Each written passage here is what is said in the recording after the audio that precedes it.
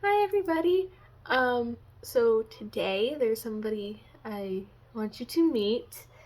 Um, we have a special guest. It's Stella. She's my corn snake.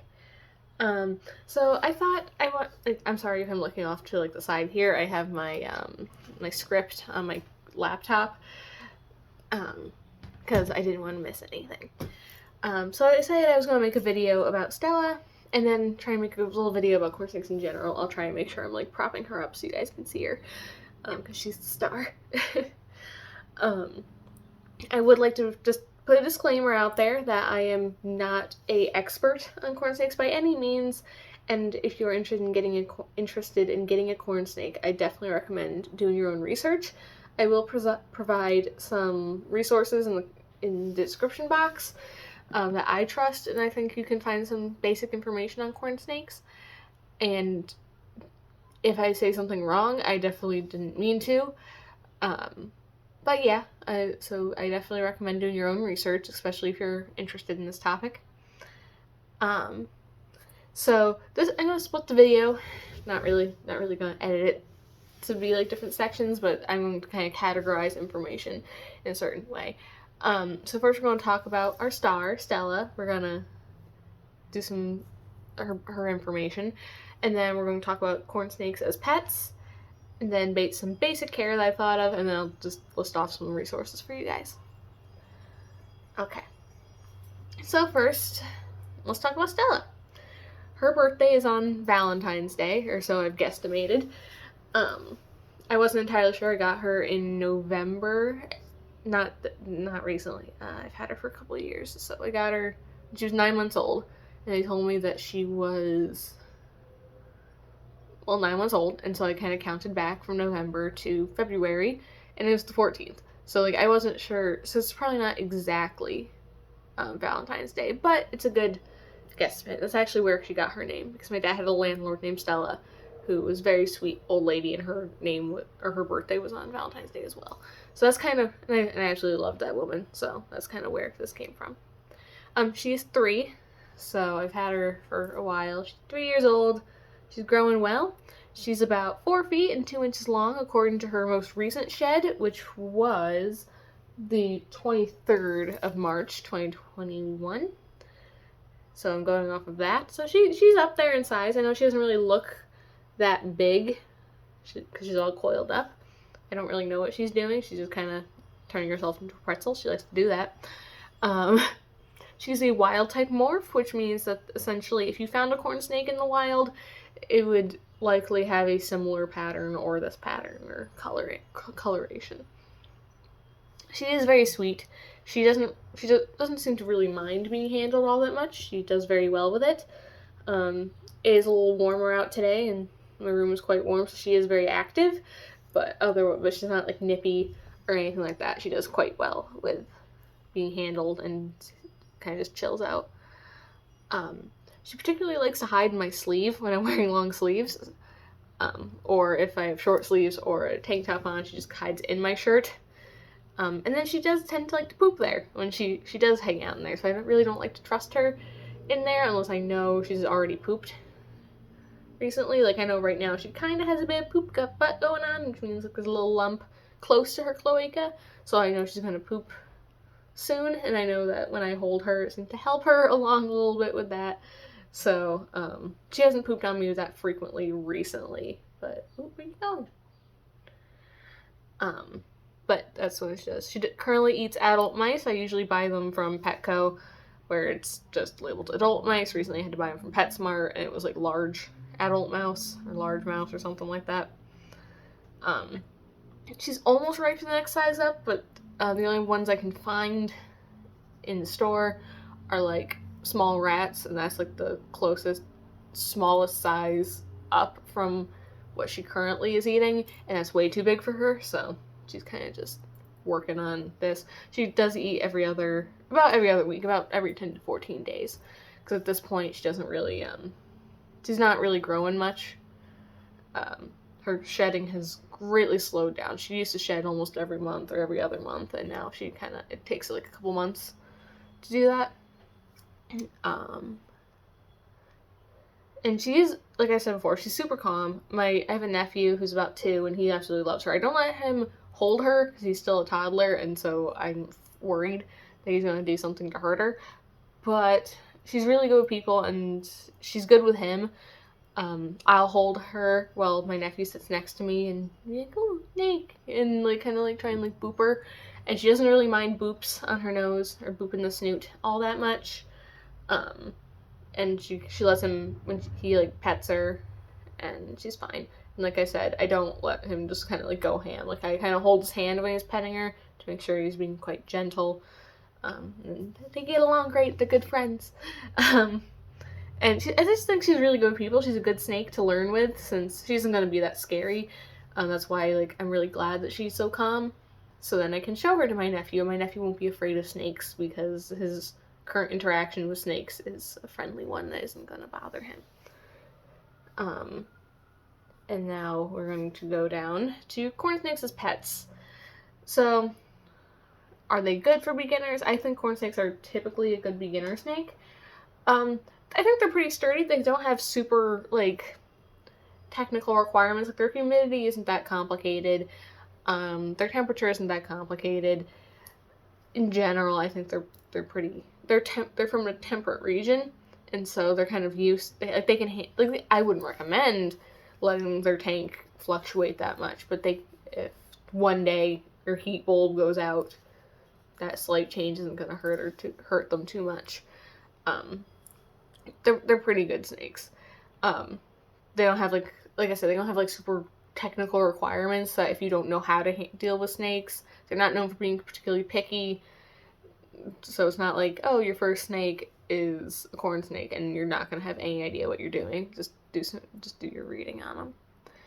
And like I said, they're not like other beginner snakes like ball pythons. Like she'll eat, I think, whatever I put in front of her. Honestly, as long as it's fuzzy, it's good. There's a reason they're so popular at pet stores, and I would like to put a little side note in here that I don't recommend going to pet stores. I recommend looking at rescues, your local classifieds, or reputable breeders if you want a corn snake. Stella is from a pet store, and that's my bad. When I first was thinking of getting a snake, I just did a bunch of research on taking care of snakes, and I hadn't really looked into, or wasn't really as aware of how bad, like, reptile conditions at pet stores can be. So I apologize, but I still love Stella, and like, there's nothing I can do about that now. However, I know in the future if I get another snake, which I probably will, I know to get them from a reputable breeder and not a pet store. Hey, live and learn, you know? And I really need you guys to know that they live a very long time if you're taking care of them properly. I think I read like the highest going into their mid, early to mid 20s. But I think I've also read just about 17 years. So that's still a long time. This is a long commitment, and you need to be ready for that. Like, I wouldn't recommend getting one if you just want a pet that's going to live for like a couple of years and that's it. Get a hamster. Because it's not fair to the animal that you don't realize what you're getting into, and then you're thinking that it'll only live a year or two. They don't. They live a very long time. So make sure you're prepared for that commitment. And they can also get up to 5.5 feet. It's not necessarily extremely common, but it can happen. So again, be ready for that. Be prepared to have to get a large tank and have a big snake. Because if you're not ready for that, similar to getting a puppy, be aware of how big it's going to get. Otherwise, don't get that snake. Don't get a snake. I'm not trying to like gatekeep having pets, but I definitely recommend being prepared to take care of it. I don't think that's that controversial. I've heard people compare ball pythons to the puppies of the snake world. I would call corn snakes like the kitties, I guess, because they're not puppies, but they're definitely gentle and they're very sweet. And I kind of understand that ball pythons kind of look like puppy dogs a little bit, so I won't compare that way. And if you need to research to find the best fit for you and to fully understand what owning a corn snake requires, but once you've done that, I feel like corn snakes are very good for a first snake, for the reasons I've already listed. I don't think that their temperaments are usually kind of calm, so I think they are pretty good snakes for beginners. And I feel like she's about to poop on me. no, we're good. She got really still, so I was like, oh no. Alright, so let's talk about some basic care. I'm going to outline some very basic information about corn snake husbandry, I guess. And like I said, I'll put the resources later. So you need to make sure you have a correct size tank. Right now, Stella's in a 40-gallon, and that is working for her right now. If she needs a bigger tank, she will get a bigger tank. It's kind of it depends on the individual snake. And also, I would like to point out, no, snakes do not stay smaller if you put them in a small tank. Unfortunately, I have many relatives that when I was planning on getting a snake were like, oh, it's like a crocodile or a fish, that if you keep it in a small thing, it'll stay small. I was like, no. And even if that is true, you shouldn't, when crocodiles, you probably shouldn't have as a pet, or alligators. And with fish, you should still be taking care of your pet properly. Just because it could stay small doesn't mean you should, because it's not good for it, and I consider that actually not taking care of them well at all. But just letting you know, snakes are gonna keep growing whether they're in the proper size tank or not. I keep Stella's tank at about 80 degrees Fahrenheit on the hot side, and about 70 to 75 degrees Fahrenheit on the cool side. Humidity is between 30 to 50% whenever I can. Right now, now it's spring in New England, so humidity is starting to go back up, but in winter in New England, it gets very, very dry, and so no amount of misting the tank will keep her humidity up, so I do provide her a humidity box with moss that I keep damp to ensure that if she needs the extra humidity, then she at least has access to it whenever, like, I may be at school or not home, and so then she needs that humidity. Luckily, the temperature on the cool side is about the temperature I keep my room anyway, because that 70 to 75 degrees is what's comfortable for me. So luckily, I don't have to do anything special to keep her tank at the cool side to that specific temperature. So it's minimal work for me to keep that temperature where it needs to be. And then for her warm side, she has a heat lamp that's on a timer. It's technically a UV lamp, but it does provide a little bit of heat.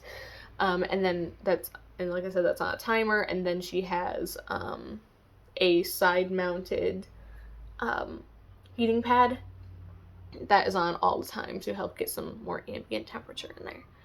And has been working this entire time. And then snakes, I do need to tell you guys, they need at least 2 hides.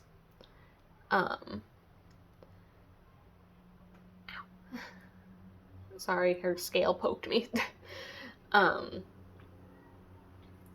They do need at least 2 hides, one on the warm side and on the cool side. So then, because they cannot regulate their own body temperature, they need to move from one side to another to regulate it, and so I recommend they need at least a hide there on either end so they can hide and feel safe while getting their body temperature right. She actually has, Stella herself has 2 hides that are like large logs or half logs on both ends of her tank. She then has a couple other decorations in there. She has a little plastic barrel that's from a fish tank, and then she has some like smaller logs that are kind of stacked in like a pyramid shape, as extra little hiding places if she wants. And she does have a ball and some other stuff to keep her tank kind of cluttered. Hey, where are you going? Sorry about that. I do recommend, they do like cluttered environments, 1 for enrichment and 2 because it helps them feel safer because they're not out in the open. The water dish should be wide enough so that they can kind of soak in it a little bit, but it should also be heavy enough that's not going to flip over if they go underneath it, because Stella likes to go underneath it and like kind of tunnel under it. Right now, there's currently like a rock set up, so it's like surrounded by rocks. She doesn't really do that right now, but typically she usually likes to do that. I use aspen shavings by, I believe, Zoomed for her substrate, and I do recommend being careful what substrate you use, because certain woods are bad for snakes, as well as certain ones hold humidity a little bit differently. So, like, I obviously won't use a tropical bedding in summer because summer in New England's quite humid, and so it's going to be way too humid for her. I also think that I also recommend spot cleaning pretty much just all constantly, which means you take out the poop and the whatever waste you can get out in pieces, and then cleaning about once a month or so at least. And by cleaning, I mean do a full clean, not just spot clean. So, like I said before, if you sell frozen thawed mice, and this is what I personally recommend, I don't really recommend eating or feeding them live mice. I think, one, that's kind of messed up because I still like mice, and so I feel bad. I would feel really bad about feeding my snake a live one. It also can be far more dangerous for your snake. I do recommend using feeding tongs. I use little plastic ones. Just so then you are not getting mouse juice all over your hands. That's kind of gross. And also so then to minimize the risk of getting chomped on by your snake if they miss. And when you first get your snake, I do also recommend that you wait at least 4 days to let them settle and get used to their new home before you handle them or try to feed them. Because if they're stressed out, then it's not going to be very helpful anyway. I think that covers most of the very, very basic stuff. However, I do encourage that you learn more if you're interested. So, I guess some sources. These are some places I trust. I trust the YouTube channel, Snake Discovery. I think actually a lot of information about snakes and most of the stuff I've learned, like humidity boxes, I learned from them. So I will link them below. I also have Reptifiles and Reptiles Magazine. I think that those are fairly good ones, and when I was looking up stuff to take care of snakes, I did look at those as well and kind of compiled information. If you're interested in corn snakes as pets, make sure you're confident that in what you know before you jump in. That's why I have given you 3, but also, so like these are only 3 sources, but I do recommend looking up more and kind of just looking up corn snake care and making sure you're comparing information to make sure that, and fact checking it to make sure that it's not just some BS that somebody posted on their blog. And I guess that's about it. I would like to ask that any discourse in the comments about reptile keeping remains polite. Because I'm not going to tolerate being accused of hurting my snake, because I would never do that intentionally. If I'm doing something wrong, obviously, one, I think I would know by now, but also, if you think that I missed something, please let me know, but please don't be rude about it. Don't say, like, oh, you're hurting your snake by handling them, or by feeding them frozen thawed. I'm not going to tolerate that, because I know I'm not hurting my snake, or at least not intentionally. She's perfectly healthy, and I would never do that knowingly. And also, if I see people being aggressive or mean, I'm going to probably delete those comments, and if they continue, I will just turn off comments on this video altogether, because I will not allow people to, like, I feel like one reason I was very hesitant to become a reptile owner was that how aggressive people can be, and I think that's with any pet. And I definitely don't want people who are interested in just kind of like, oh, or maybe you're afraid of snakes and you're watching the video to learn a little bit more about them.